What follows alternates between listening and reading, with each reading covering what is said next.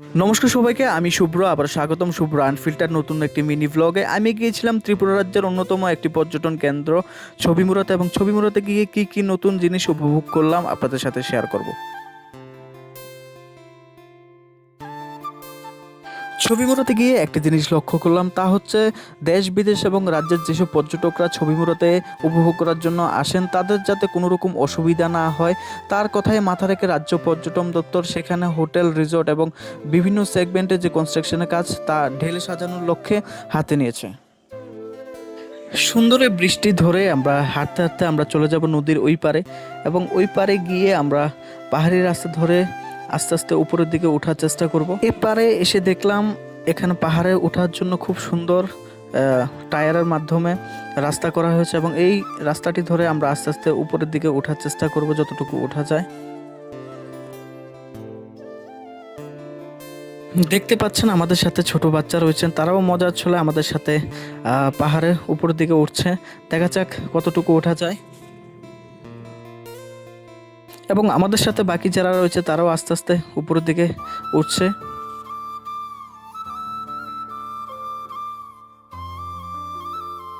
আমরা হাঁটতে হাঁটতে প্রায় অনেকটাই উপরে উঠে গেলাম, এবং এখান থেকে নদীর ওই পারে, মানে যে পার থেকে আমরা এসেছিলাম ওই পারের দৃশ্যটা একবার আপনাদের দেখানোর চেষ্টা করছি। অনেকটি সুন্দর।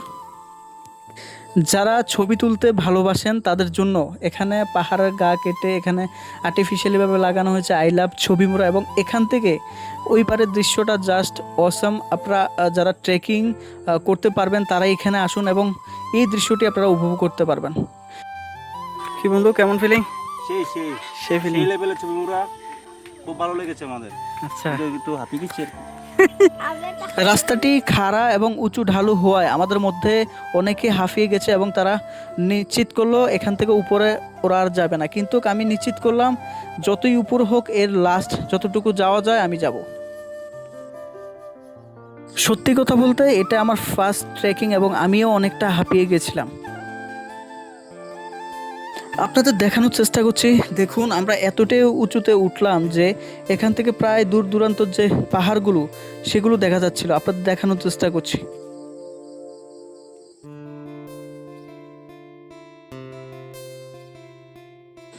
দেখুন কতটা খাড়া রাস্তা, এবং এটা হচ্ছে আমার ভাগিনা। সে খুবই সাহসী, আমার সাথে একদম আমার হাত ধরে ধরে আমার লাস্ট পর্যন্ত আমার সাথে যাচ্ছে।